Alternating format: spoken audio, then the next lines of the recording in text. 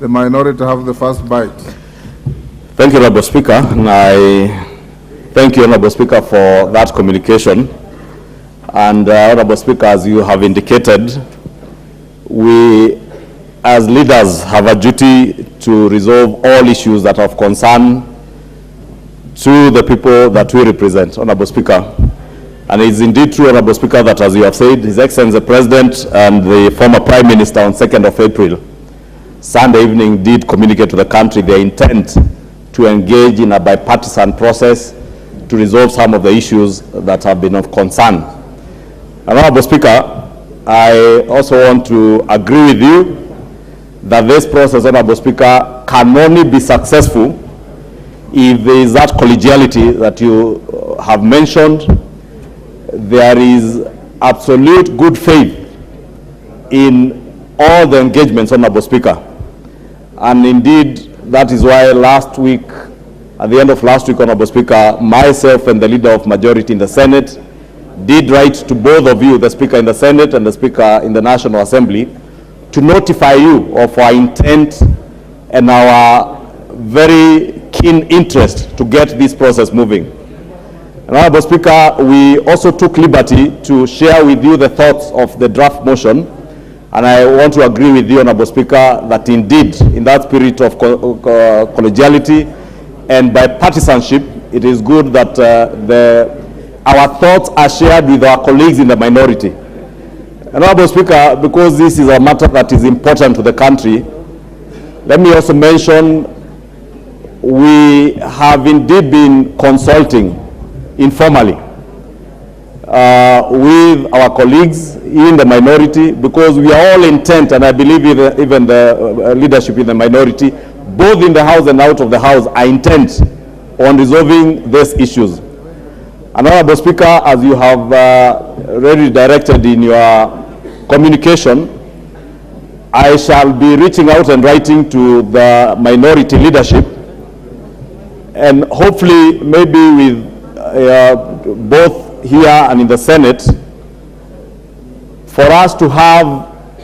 a forum, Honorable Speaker, and I would beg that your office as Chairperson of the Parliamentary Service Commission does facilitate, so that we have a forum for talks before the talks, as my good friend, the Honorable Opio, and I likes to taunt me about talks before the talks. And I agree with him, because as you have mentioned, such a motion, Honorable Speaker, can only come to establish this committee if we are agreed on the terms of reference and what the committee is going to look into.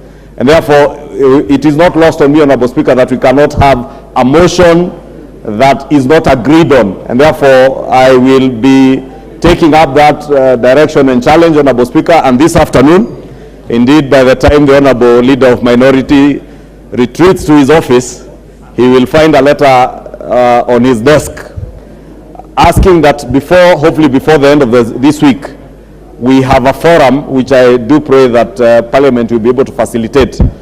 Hopefully with the Leader of Minority in the National Assembly, the Leader of Minority in the Senate, the Leader of Majority in the Senate, and the proposed co-chairs that have been proposed by both coalitions, to be able to sit now and harmonize whatever issues that will be up for deliberation. And Honorable Speaker, with those few remarks, let me invite all of us, as you have said, Honorable Speaker,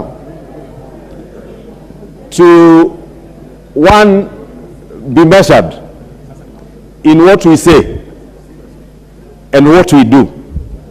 Because, Honorable Speaker, the only thing that we have that we must value in this country is the peace and tranquility we enjoy.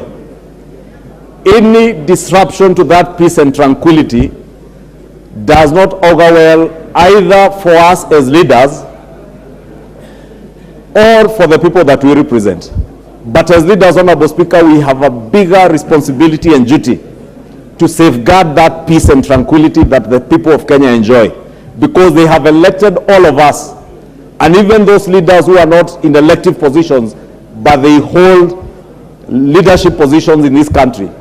They have a responsibility to ensure that we hold our country together, Honorable Speaker, and the people of Kenya have bestowed all the trust in us to be able to resolve issues that are of concern to them and even to us, Honorable Speaker. And I want to end by saying that I am confident, Honorable Speaker, that working and reasoning together, we should be able to sit as leaders and be able to come up with solutions, be able to harmonize the motion on the terms of reference and what this committee will be doing. And by the time, Honorable Speaker, the motion for approval of that committee and its terms of reference comes to the House, we should not be in a situation where we are throwing words at each other, either inside or outside Parliament, Honorable Speaker, that we will have a very collegiate process that involves all of us and that will be for the benefit of our country, Honorable Speaker. With those remarks, Honorable Speaker, I stand guided by your communication, and as I've indicated, I will be writing, and as I've said, I have been consulting with the leadership in the minority so that we work together in this respect. Thank you, Speaker. Honorable Opio Wandai, Minority Leader. Yes, Honorable Speaker, let me make a few comments on this.